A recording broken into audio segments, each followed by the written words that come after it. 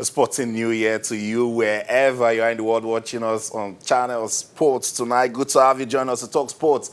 I'm Austin Okonakwan. On the show tonight, 2020 has finally come. It's the year of the Olympics, and so countries are putting finishing touches to ensure that they have a good experience at the Tokyo Games. On the show tonight, I'll let you know that Aaron Quadri has started 2020 as the world number 18 table tennis player. Wow! He ended 2019 as world number 20 and has moved 2 steps up to world number 18. Aaron Quadri is full of praise to all of his supporters home and abroad for ensuring that he keeps the consistency going. Aaron Quadri is still Africa's #1 table tennis player.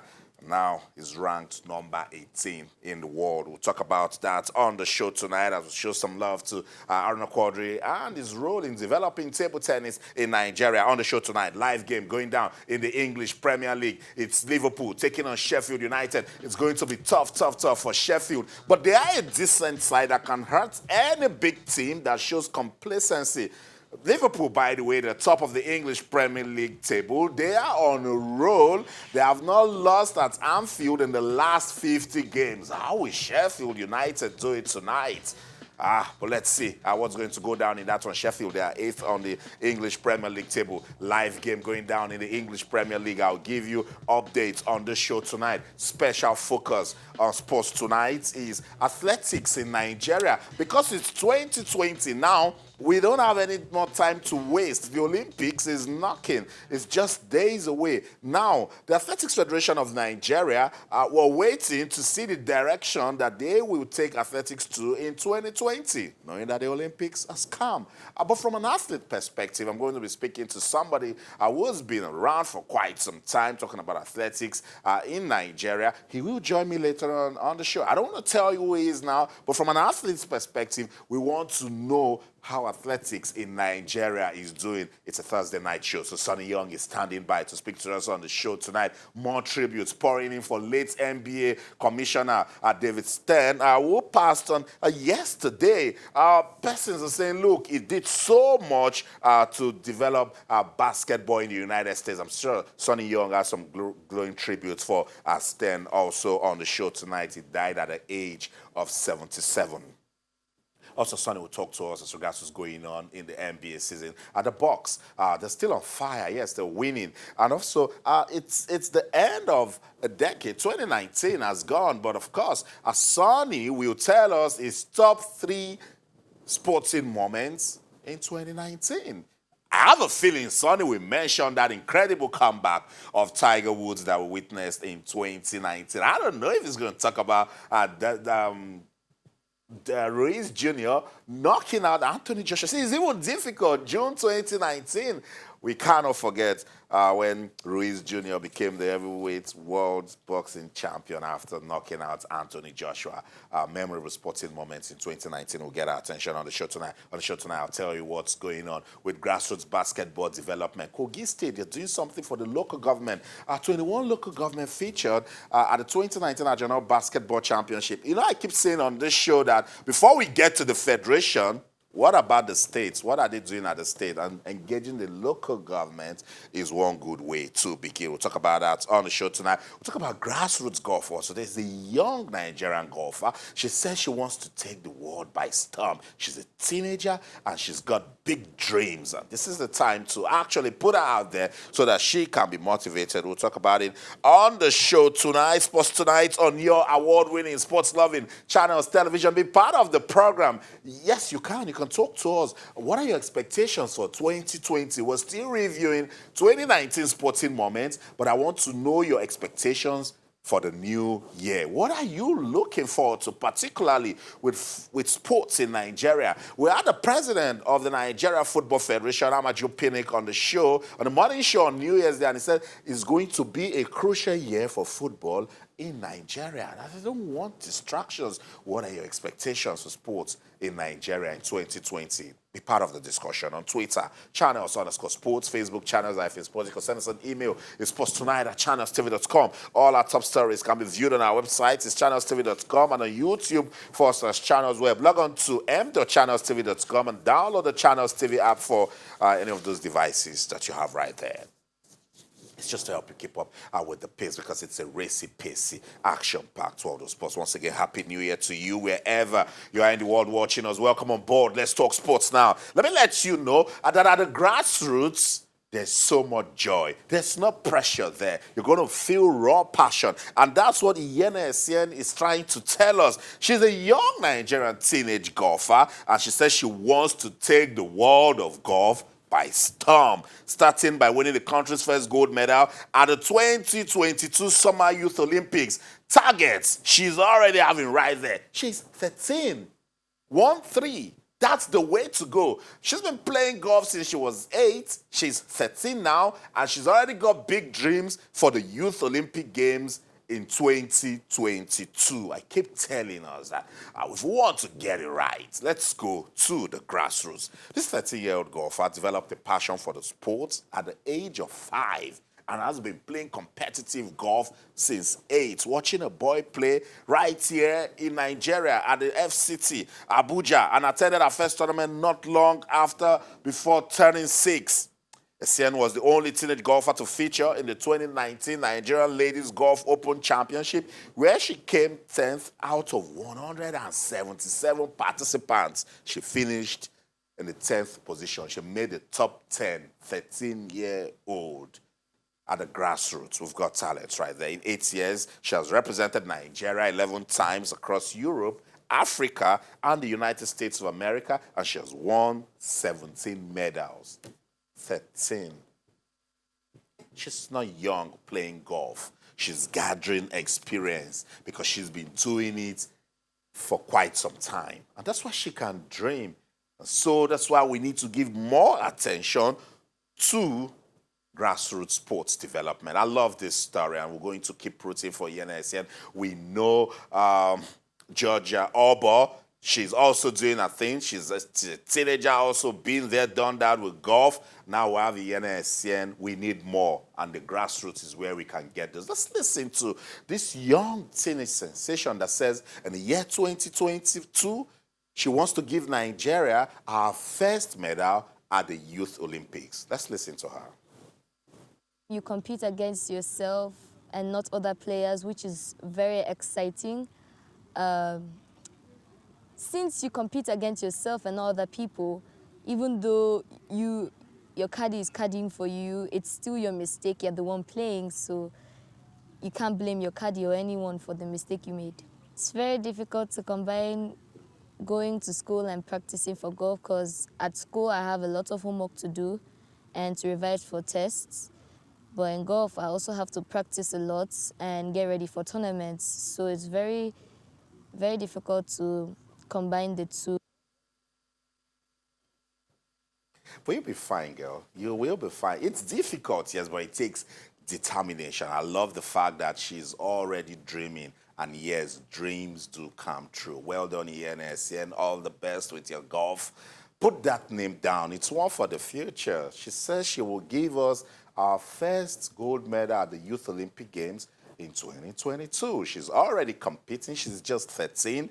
I competed at a tournament in Nigeria. Out of 177 women, she finished in the top 10. Beautiful story. What a way to start the year 2020. And we will still stay at the grassroots. And that's the place to stay. And that's why at Channel Sports, we are giving maximum attention to grassroots sports development. We've got the Channels International Kids Cup. And we've also got the Channels Track and Field Classics, athletics for boys and girls under the age of 16. And I've said it on this show that one way to develop talent is to go back to the grassroots. If you're not going to the schools, go to the states, the local government, and that's what they are doing in Kogi State, where Ogori Magongo, they have emerged the winners of the 2019 Ajano Annual Basketball Championship after defeating The 2017 champions and host Okene local government 69-68. That was that close. So you see, even at the grassroots, it's also competitive. 21 local government areas in Kogi State featured at this championship. This is the way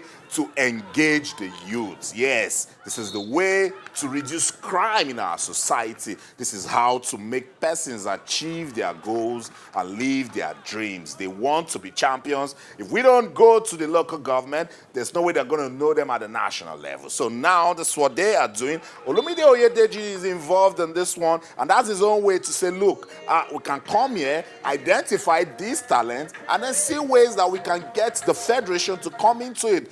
This way, the process will keep going, and it's for boys and girls. It was Okene that was leading 68-66 points with 5 seconds to go, and Ogori Magongo turned it around. They called for a timeout to strategize, and then they made a 3-point. Wow, it was a 3-point shot that won it for that local government. So congratulations to the champions. Congratulations to every young talent that featured at this basketball championship. I love the initiative that now we are seeing the need to go to the local government areas.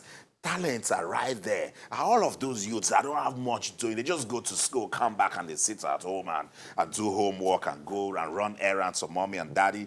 Some of them are talented. We can discover them here. And then when they go back to school, they continue, and then it keeps going, and then it keeps getting better. I love that one also. 2020 already. I'm loving the vibes 2020 is giving to us. More vibes from 2020. Aaron Okwadri, Nigeria's top table tennis player, is still undisputed champion in Africa. Now he's world number 18. Aaron Okwadri ended 2019 ranked number 20th in the world, but he has started the new year as world number 18 after the latest ranking was released by the International Table Tennis Federation.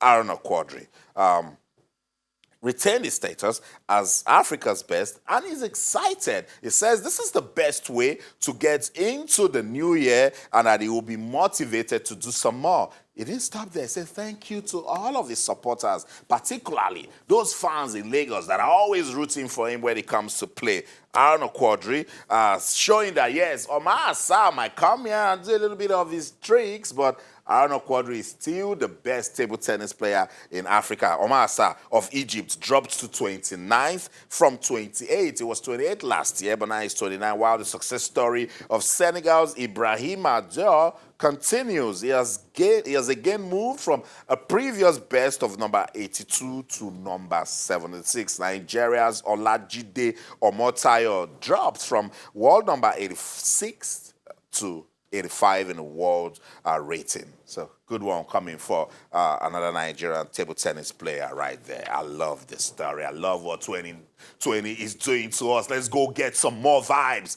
Fasten your seatbelts. Let's go to Washington, D.C. Sonny Young is standing by. Sonny, good to have you on the show. Happy New Year. And I see that you are getting ready to rock and roll. Happy New Year, Austin, and Happy New Year to all your Sports Tonight viewers. It's great to be back on the award-winning Channels Television, Austin. Yeah. You're so right. No contest. We won the award, Sonny, for the 13th time. Now, that's how to stand up for the champion. Sonny, nobody comes close. If we are basketball, we can't be likened to what the Bulls did in the NBA back in the day. Yes, that's interesting, Austin, about the Bulls, because I think we're going to talk a little bit about David Stern, former NBA commissioner who he passed on New Year's Day at the age of 77. He kind of came into his office, the commissioner's office, about the same time as Chicago Bulls star Michael Jordan. They kind of overlapped each other, Austin. And so I think they're going to be linked with each other in terms of their legacy. That's right.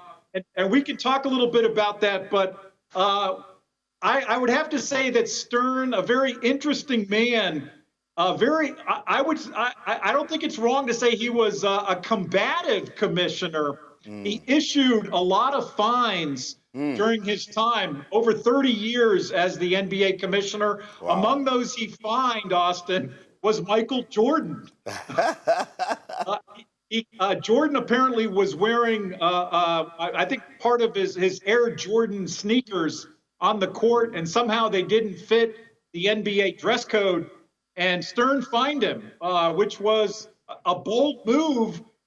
Jordan at that time was the NBA's biggest star, so he was really not afraid to take on of basketball's biggest stars during his time as commissioner, Austin. Awesome, and he had so much influence in growing the game of basketball in the United States of America. You just mentioned what he did to Michael Jordan. That's a leader right there that understands that discipline is the soul of an army, and that's why he's been getting so much tribute, Sonny. Amongst them, some of the top stars, LeBron James, Carmelo Anthony, and I'm sure you know about more, Sonny.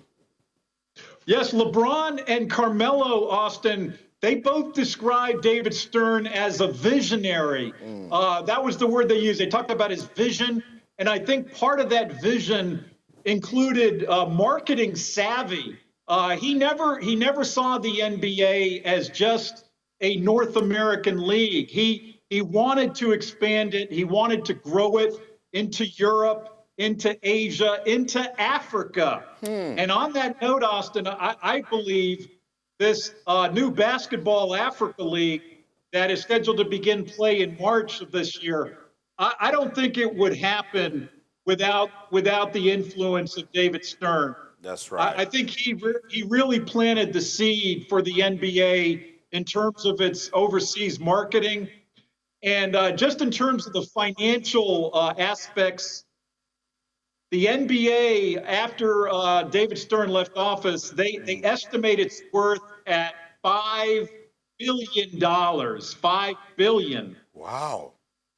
So the NBA, one of the richest leagues in the world. And I would have to say, because of David Stern, Austin, basketball ranks number 2 in the world behind soccer or football in popularity. I think basketball is probably the number 2 sport in overall popularity. And in respecting some of the things Stan did, it was also during his time that Africa also got some mention. I remember Hakeem the Dream Olajuwon. Great point, Austin. I mentioned Michael Jordan coming into the league in the 80s. David Stern's first draft, the 1984 NBA draft, the number 1 pick in that draft was Hakeem the Dream Olajuwon from Nigeria. And Olajuwon, in my opinion, the greatest player ever from Africa to play in the NBA. Olajuwon, in many ways, opened the doors for more African players to come into the NBA. But Stern was holding that door, Austin. He was the one that guided players like Olajuwon, Dikembe Mutombo, and other African players, Manute Bol, to come into the NBA. And I think they've inspired a lot of other African players over the years whose dream is to make it to the NBA, just like a soccer player might dream to play in the Premier League or another big soccer league in the world. And after that, we started having quite a number of African players getting into the NBA, and that's why we keep celebrating David Stern. We love him so much. Rest in peace, Stern. We remember you for all of the good thing you did for basketball in the United States. Sonny, stay right there. Stay where you are. I'm going to come back to you. It's Sports Tonight on Channels Television. Let's go on this break. When we come back, Sonny will tell us what's going on in the NBA with the Bucks, and of course, we'll get to know Sonny's top 3 memorable moments in sports in 2019. Don't go anywhere. Stay.